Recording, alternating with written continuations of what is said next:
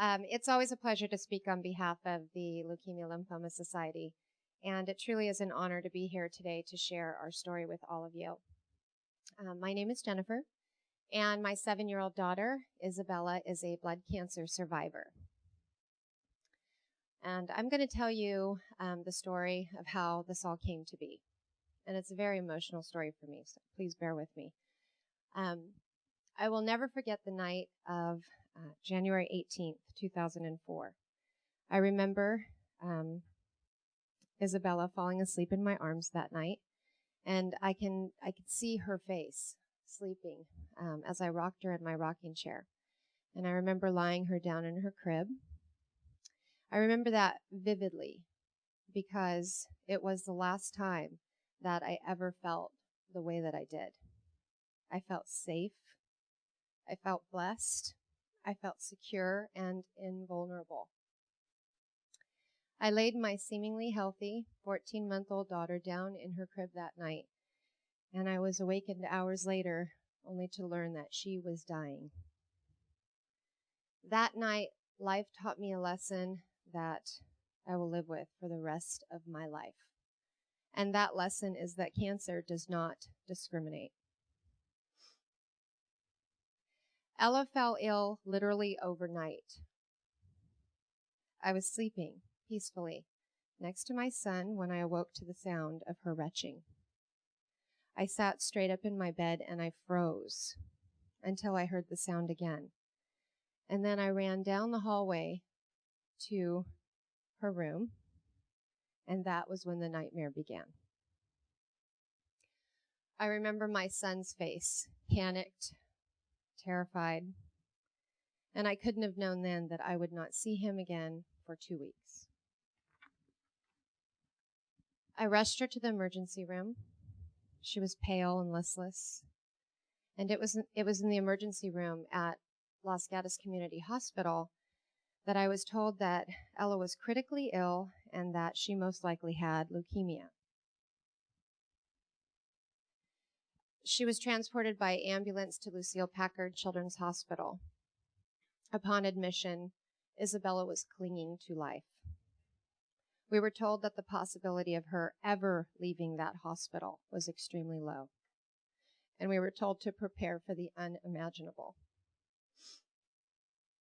Isabella was diagnosed with myelodysplastic syndrome, MDS. MDS is an extremely rare and deadly blood cancer. MDS is not treated with standard leukemic protocols. Treatment for MDS and subsequently curing MDS requires bone marrow transplantation. Although Ella has a brother, he was not a bone marrow match for her. Ella didn't have a bone marrow match. So we entered the National Bone Marrow Donor Registry, and we waited to find out if some unknown person had the potential to save her life. About 3 weeks later, we were informed that a perfectly matched donor had been located. And that information was our very first ray of hope that Isabella could possibly survive. You can only imagine how we felt weeks later when we learned that our donor had elected not to undergo the procedure. Several weeks went by before we were informed that another match had been located. Unfortunately, this match was less than perfect. At this point, Ella was so ill that we were completely out of options. We could not wait for another possibility. We had to get to transplant immediately, or Ella was going to die. So we set the date, July 9th, 2004. Most people don't realize that pediatric bone marrow transplantation has been deemed the crudest form of medical intervention. This was explained to us in detail by a team of medical experts at Lucille Packard Children's Hospital. We were informed at that time that if we elected to undergo the procedure, that Ella would undergo pain and suffering at a level that would be the most difficult thing a parent could ever witness. When I made the decision to go forward with the treatment, I thought I was prepared. I was wrong.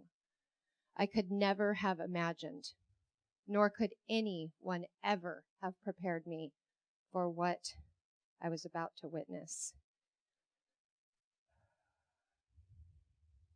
After Ella underwent transplantation, her little body rejected her donor's bone marrow, and the battle to save her life began.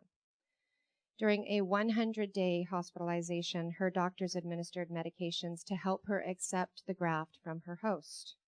She fought fiercely for her life.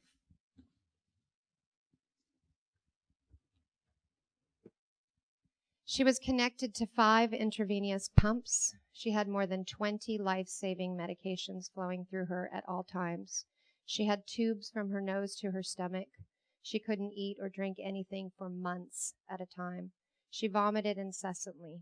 Her skin, fingernails, and toenails died and fell off. Her eyes and her mouth bled. Her long, beautiful black hair fell out.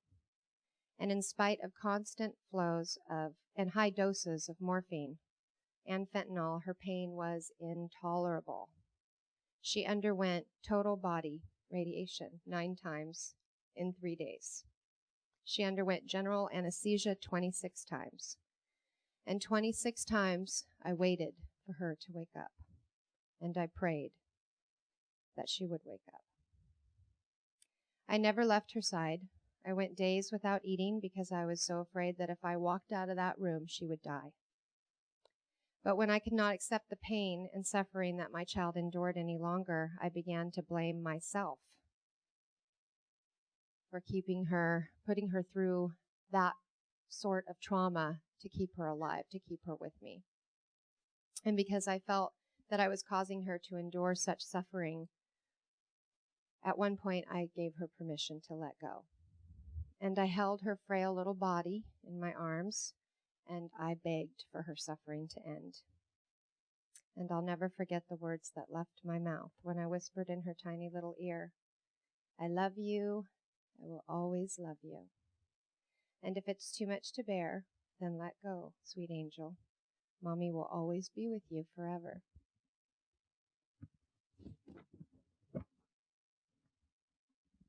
But through a code blue that threw the entire pediatric bone marrow transplant wing into a frenzy and the reading of our last rites by our beloved priest, it finally became clear that Ella had no intention of letting go. In the moments between her pain and suffering, she laughed and giggled. In the brief intervals between her cries of despair, she would smile and blow kisses to everyone around her. Her spirit was the driving force behind her cure, and the one and only thing that kept us going throughout those unbearably horrific months. Ella never relapsed. On July 9th, 2004, she took on the blood type and the genetic makeup of 33-year-old Anthony Munoz from San Antonio, Texas, and she's been in remission for almost 6 years now.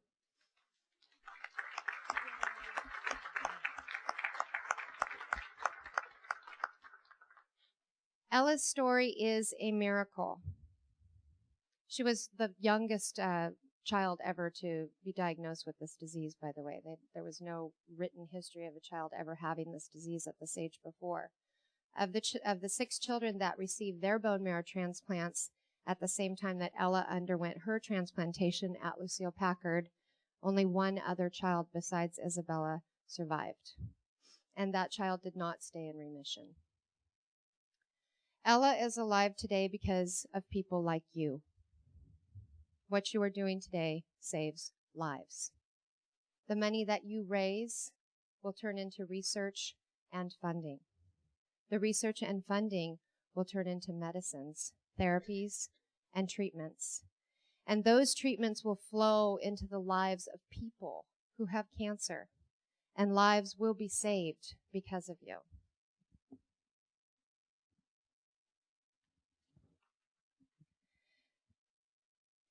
Today I told the story of my daughter's devastating experience with blood cancer, and now I would like to address the aftermath.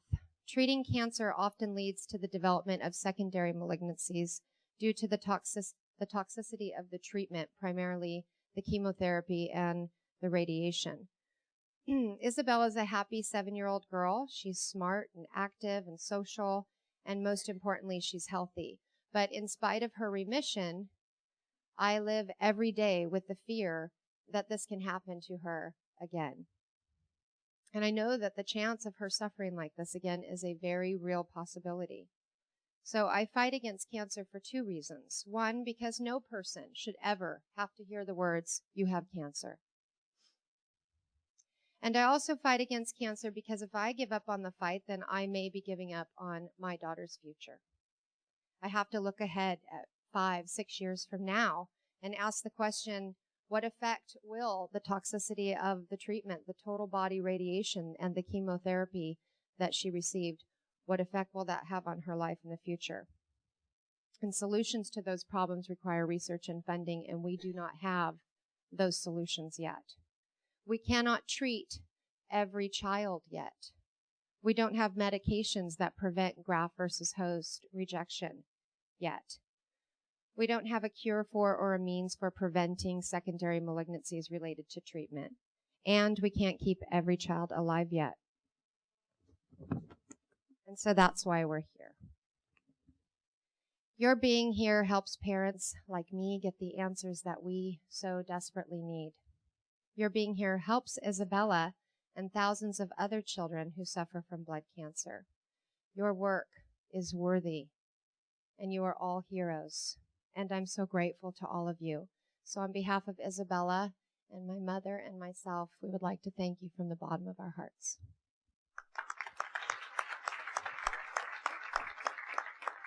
1, 2, 3.